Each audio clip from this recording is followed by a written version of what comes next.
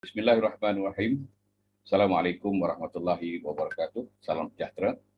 Alhamdulillah kita bersyukur kepada Ilahi kerana kali ini kita dapat bertemu dalam siri video, ya, siri-siri yang akan membicarakan tentang uh, topik-topik yang berkaitan, ya, dengan latar belakang seorang tokoh yang di sebelah saya ini ialah Profesor Datuk Dr. Engku Ansaruddin bin Engku Agus. Dan beliau telah dilantik sebagai Profesor Ajung di ATMA pada tahun 2018 hingga 2019, dan beliau sedang menghasilkan sebuah buku, ya, yang akan diterbitkan di UKM, dan buku itu adalah mengenai perubatan. Bagaimanapun Bapak ataupun kita kenali sebagai Pak Engku ini, beliau juga adalah merupakan seorang tokoh dalam persilatan seni silat alam Melayu. Jadi berdasarkan kepada latar belakang beliau dalam persilatan, ada juga perubatan yang cukup kuat, ya, hubung kaitnya, maka ATMA UKM telah pun melantik beliau sebagai Profesor Ajung, melihat kepada pengalaman beliau yang cukup luas, lebih 45 tahun, ya, dalam kedua-dua bidang ini.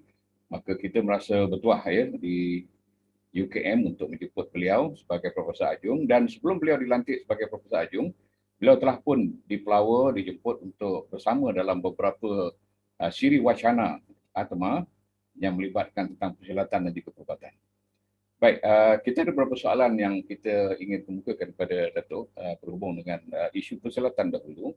Mudah-mudahan ilmu, maklumat yang disampaikan oleh Profesor Datuk dapat dimanfaatkan oleh kita bersama. Jadi pertamanya, apakah pandangan Bapak, ya, tentang asal-usul seni silat atau seni bela diri alam Melayu itu, dan bagaimana Bapak melihat terdapat ratusan atau ribuan, ya, atau kita sebut ribuan perguruan, ya, silat di Nusantara, bukan saja di tanah air di Malaysia, tetapi juga di Indonesia, di Brunei, di Singapura, selatan Thailand seumpamanya, kerana alam Melayu ini begitu luas. Jadi mungkin Bapak boleh ulas sedikit tentang asal-usul itu dahulu, kemudian baru kita pergi kepada tentang perguruan-perguruan yang muncul begitu banyak, dan sehingga seperti cendawan tumbuh, dan apakah ini satu yang positif atau negatif, apakah seseorang yang telah belajar dengan seseorang guru atau satu perguruan itu yang telah mengolah semula ilmu-ilmu yang didapatkan daripada satu perguruan, kemudian dicipta satu pertubuhan silat yang baru, apakah ini melawan guru, menentang guru, ataupun satu arus yang positif. Silakan Pak. Baik, terima kasih banyak. Bismillahirrahmanirrahim. Assalamualaikum warahmatullahi wabarakatuh. Salam sejahtera dan salam hormat saya kepada seluruh pencinta, penggemar hal-hal yang berhubungan dengan persilatan dan spiritual, sebagaimana yang sudah dibacakan, sudah diucapkan oleh Profesor Sofyan sebentar ini, sahabat saya dari UKM ATMA. Saya pertama sekali mengucapkan puji syukur kepada Allah Subhanahu wa taala yang telah memberi peluang kesempatan kepada kita untuk dapat bertatap muka di dalam acara yang cukup bagus ini, yang belum pernah ditampilkan, yang belum pernah dihebahkan, dikeluarkan. Alhamdulillah, dengan kerjasama yang dilakukan bersama Profesor Sofyan dari ATMA, saya mengucapkan ribuan terima kasih kepada Profesor Sofyan yang sudi membawa, mengajak, menampilkan saya dan mencongkel apa yang ada ilmu sedikit saja pada diri saya. Alhamdulillah, saya bersyukur pada Allah. Ilmu yang sedikit tadi sesuai dengan filosofi yang saya belajar, seperti air satu titik kita lautkan, artinya segumpal tanah kita gunungkan. Maksudnya, air yang sedikit kita lakukan, kita tidak meremehkan pengetahuan ilmu yang kita peroleh tadi. Kita kembangkan, kita gali, kita cari, kita tambah, kita percaya bahwa kita ini adalah daif dan miskin dalam ilmu pengetahuan. Jadi harus kita berani mencari, dan berhati-hati, tetap kita jangan keluar daripada koridor landasan Al-Quran dan Sunnah, agar kita tidak menjadi manusia yang sombong, ego, bongkak, takbur, dan berteman dengan makhluk-makhluk jin, setan, iblis, laknat, terkutuk. Ini berhubung kait tentang spiritual dengan physical, bela diri, ini sangat berhubung kait yang erat sekali. Sesuai sebagaimana pertanyaan tadi, yaitu asal-usul silat ini muncul, bagaimana versi setiap negeri, setiap negara. Insya Allah saya akan kupas. Sebelum itu, mari kita bersama-sama berselawat, menyampaikan salawat dan salam untuk Rasulullah SAW. Allahumma salli ala Muhammad wa ala ali Muhammad. Derajat yang tertinggi, yang termulia untuk beliau dan kerabat keluarganya. Dengan bimbingan tuntunan guru besar Rasulullah inilah kita terangkat harkat martabat kita, karisma kita, kewibawaan kita di tengah-tengah masyarakat. Dari lembah yang hina kita diangkat sehingga kita menjadi hamba Allah yang selalu cinta dan kasih rindu untuk ingin bertemu dengan guru kita Rasulullah SAW. Amin. Insya Allah. Tuan-tuan dan perempuan yang dirahmati Allah. Silat. Saya pergi kepada topik. Silat. Silat ini bervariasi sesuai dengan kemunculan tampilan mereka. Silat ini berasal dari setiap penjuru negeri, apalagi di Nusantara kita ini. Seperti perguruan silat yang tampil di Indonesia, contohnya. Di Indonesia silat ini bermacam-macam versi dan aliran. Ada lahirnya sesuai dengan negeri tersebut, munculnya sesuai dengan negeri tersebut, setelah itu akan dimasuki atau dirasuki atau dicampuri dengan pengaruh-pengaruh aliran dari luar. Juga silat. Nah, akhirnya apa? Sesuai dengan setitik air atau segumpal tanah kita gunungkan tadi, yaitu kita yang ada sedikit tadi, kita tidak monoton, kita tidak kaku, kita tidak sombong dan ego, kita perkaya dengan yang datang lain. Karena setiap negeri, setiap daerah ada perbedaan yang cukup signifikan, dapat melahirkan kembali bermacam-macam teknik-teknik, metode-metode untuk kita lebih advance dalam menguasai bela diri silat ini. Contoh kita di Malaysia, kita di negeri Kelantan contohnya, lahir satu aliran silat daripada nenek moyang kita dahulunya.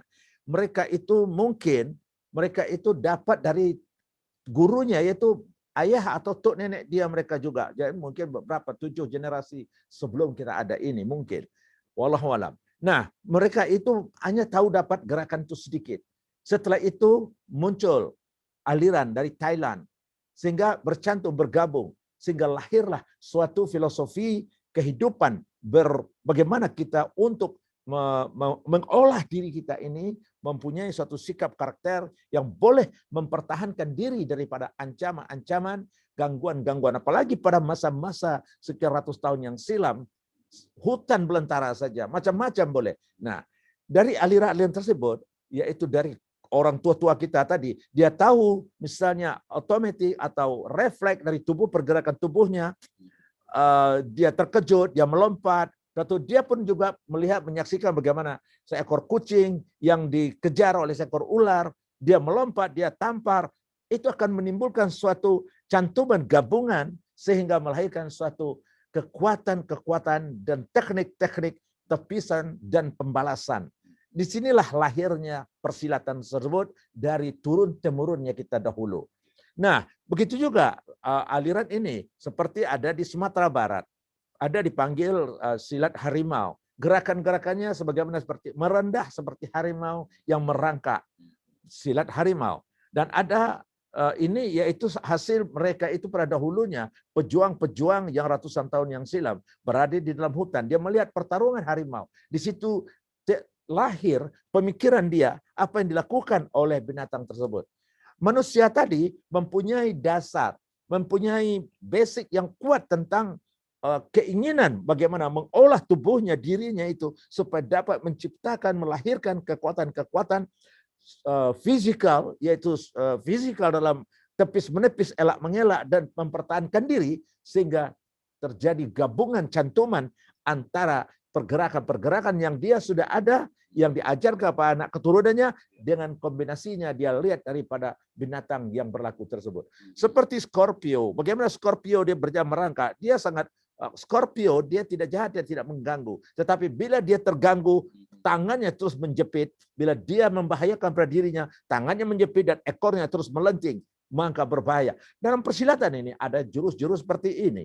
Dan banyak lagi contoh-contoh, seperti di Bali lahir silat. Di sana kebanyakannya tuh juga pergerakannya dicampur, digabung dengan aliran-aliran yang pergerakannya seperti barong. Barong seekor monyet bagaimana monyet itu melompat, mengelak, menipis dalam pertarungan monyet tersebut. Sehingga lahir pergerakan itu dengan apa? Karisma, tuntunan dari nenek moyang mereka, bagaimana membela diri, pergerakan-pergerakan kaki melompat, bergerak, bagaimana memalas, menyepak, dikombinasikan dengan pergerakan yang dia lihat dengan kejadian alam semesta tersebut. Begitu juga ada aliran-aliran yang datang dari negara-negara seperti Jepun, seperti Korea, dan seperti negara-negara lainnya. Banyak. Mereka itu mempergunakan suatu aliran-aliran yang dari juga perguruan nenek moyang mereka, yaitu seperti taekwondo, seperti jiu-jitsu, seperti karate, seperti judo. Ini bila sudah berasimilasi kepada negara Nusantara ASEAN ini, aliran tersebut mereka anak keturunan anak-anak Nusantara pun mengikuti dan belajar. Mereka kombinasikan sehingga bertambah kekuatan akal pikiran manusia tadi untuk mencetuskan kekuatan fisikal dalam bagaimana untuk mempertahankan diri daripada ancaman bahaya. Nah, di sini kita pegang ada konsep di dalam persilatan ini. Silat, kita belajar silat adalah bagaimana untuk lebih kita merendahkan diri agar kita tidak sombong. Kenapa? Dalam persilatan ini pembalasan-pembalasan tersebut membahayakan kepada lawan. Sehingga kita sebelum itu kita harus mempunyai filosofi mencintai, mengasihi lawan tadi. Ada sistem konsep yaitu pakai psikologi. Nah, dalam persilatan ada psikologinya. Ada gerakan-gerakan boleh yang dibaca dalam tubuh manusia ini.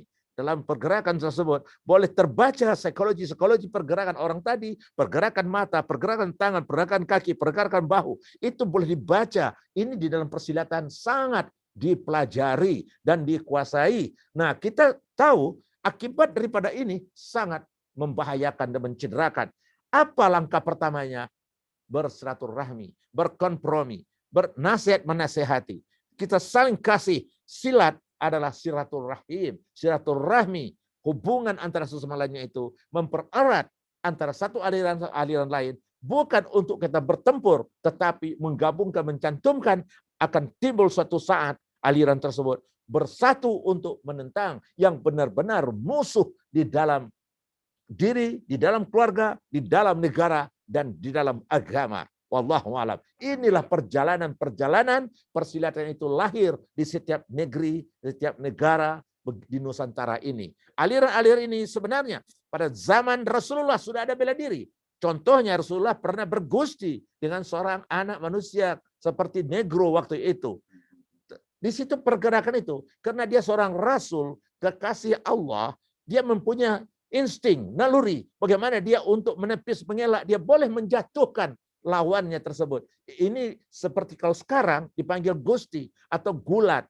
Nah, ada tangkapan-tangkapan yang dilakukan pada waktu itu sehingga Rasulullah sendiri dapat mengalahkan mereka-mereka tersebut. Ini aliran yang dibuat Rasulullah ini berkembang setelah orang-orang yang menyaksikan suatu itu dapat mempelajari dengan melihat, menyaksikan bagaimana Rasulullah dapat mempertahankan diri, bela diri, bukan persilat. Persilat bukan silat saja, tetapi tidak, bela diri dari Rasulullah akan bergabung hijrah ke negara-negara lain, akan bersatu, bercantum sehingga lahirlah dalam teknik-teknik persilatan ini mengunci teknik-teknik patah mematah sangat berbahaya sekali. Kecepatan dibaca dalam persilat ini. Mentality kita dibaca harus punya kekuatan. Dan akal kita mesti bersih. Orang yang bersilat mesti punya kelengkapan. Dia harus punya ketangkasan, dia mesti punya kecekapan, dia mesti punya naluri, dia mesti punya akal yang sehat, dia mesti punya spiritual anggota dalamannya, kekuatan dalamannya yang kokoh, cinta kepada yang maha kuasa Allah Azza wa Jalla, dan dia punya fisikal dapat membentuk kepribadian yang disaksikan dilihat oleh orang masyarakat, yaitu bersahabat. Wallahu a'lam. Alhamdulillah. Jadi dalam arti kata lain, menjadi satu yang tabi'i, natural atau sunatullah, apabila seseorang manusia itu hendak dipukul, direntap, dibunuh dan seumpamanya, pasti dia akan respon secara reaktif ya. Jadi mungkin daripada pengalaman-pengalaman dengan melihat persekitaran alam manusia dan juga binatang haiwan ini, maka manusia mengolah teknik-teknik itu tadi sehingga menjadi satu ilmu yang berstruktur, dan perguruan-perguruan ini menghasilkan menurut keperluan masing-masing mengikut suasana tempat menghasilkan teknik-teknik tertentu yang boleh diguna pakai. Lalu diajarkan teknik itu kepada yang lain. Ya. Jadi Bapak melihat bahawa ini satu yang positif di mana perkembangan ilmu itu menjadi begitu meluas dan menambah ilmu dari satu masa ke semasa dan bergabung. Jadi Bapak melihat adakah ini satu yang positif, yang baik dan tidak menentang perguruan yang asal seseorang itu belajar dengan seorang perguruan yang lain. Baik, terima kasih. Ini suatu pertanyaan yang sangat positif, yang sangat baik sekali. Yaitu supaya tidak ada kekakuan di luar sana bagi anak-anak muda kita untuk ingin mencari. Kenapa demikian? Kita tidak ada tamatnya belajar satu ilmu itu. Tidak ada berhentinya kita belajar satu ilmu itu. Lagi banyak kita belajar, lagi kuat kita memperdalam ilmu pengetahuan tadi dan menekankan perasaan sombong dan ego tadi. Kenapa? Setiap perguruan ada kelebihan, ada kekurangan. Setiap perguruan ada kehebatan, ada juga kelemahannya. Di sini kita mencampurkan apa yang sudah kita belajar tadi. Bukan untuk kita menonjolkan kepada guru yang kita bertemu tadi. Apalagi apabila kita sudah dapat menguasainya. Kita mempunyai guru 10, 20. Itu lebih baik. Lagi banyak guru, kita tahu apa kekurangan guru, apa kelemahan guru, apa kelebihan guru, dan apa kekurangan kita sudah belajar di sana, kita belajar di sana, kita akan kombinasikan, gabungkan, sehingga lahir suatu pendapat-pendapat, sehingga melahirkan suatu cara-cara metode, sehingga melahirkan suatu prinsip-prinsip dalam kita mengolah diri kita di dalam ilmu persilatan ini. Apabila kita yakin, kita matang, kita olah, kita kembangkan. Kita buka perguruan lagi, kita gabungkan aliran-aliran tersebut sehingga lahir suatu sistem metode yang berbeza, ada serupa tapi tidak sama. Tapi ada teori-teori sistem-sistem yang belum ada di dalam perguruan lain, kita dapat mengolahnya. Ini suatu pandangan, yaitu suatu pemikiran yang sangat positif. Dan saya sangat menggalakkan apabila banyak para remaja kita yang sudah mempelajari ilmu dari 10-20 guru, ya gabungkan, yakin, Anda ajarkanlah kepada keluarga terdekat hingga berkembang dia. Ciptakan sebuah nama, tidak masalah. Para guru-guru yang bijaksana, para guru-guru yang arif, dia akan berbahagia dan gembira karena berkembang. Karena ilmu dia, metode dia. Mungkin ada sistem konsep tangkapan dari guru yang ini. Sistem tendangan dari guru yang ini. Sistem tangkapan kaki dari guru yang ini. Sistem berkelit, mengelak, menepis dari guru ini. Dikombinasikan sehingga lahir suatu cara sistem baru dari aliran yang Anda lahirkan, Anda ciptakan. Insya Allah para guru-guru tidak akan cemburu, tidak akan kecil hati, karena dia berasa bahagia dan bangga berkembangnya aliran persilatan ini. Positif nilainya, sangat positif. Dan alangkah baiknya lagi banyak yang pengembang-pengembang sehingga berkembanglah aliran silat Nusantara ini merata di negara ini. Dan juga sampai ke mancanegara-negara luar. Insya Allah. Jadi dalam kata yang lain, ilmu Allah Ta'ala ini luas. Ya, maka dikembangkan ilmu itu semakin meluas, semakin mantap. Ya, sesuatu pergerakan seseorang yang telah belajar dari berbagai perguruan. Seperti mana kalau saya sendiri sebagai seorang profesor, saya ingin belajar dari Profesor A, saya juga ingin belajar dari Profesor B, saya juga ingin belajar dari Profesor C. Dan daripada pembelajaran itu, saya dapat mengolah ilmu itu dengan lebih baik, mencantumkan untuk kebaikan yang boleh saya sampaikan juga kepada lain. Jadi begitulah yang berlaku dalam persilatan. Ya, tuan-tuan dan puan sekalian, kita telah mendengar apa yang telah dibicarakan oleh Pak Engku tadi, Datuk, berhubung dengan latar belakang ya tentang persilatan, tentang perguruan. Tapi saya ingin mendengar kupasan Datuk sendiri berhubung dengan bagaimana Datuk terlibat dalam persilatan ini dari usia remaja. Mungkin telah mengikuti beberapa perguruan, beberapa tahun merantau dari satu tempat, mungkin boleh kongsi bersama dengan kita, Bapak terlibat dengan berbagai perguruan persilatan. Silakan Pak. Baik, terima kasih.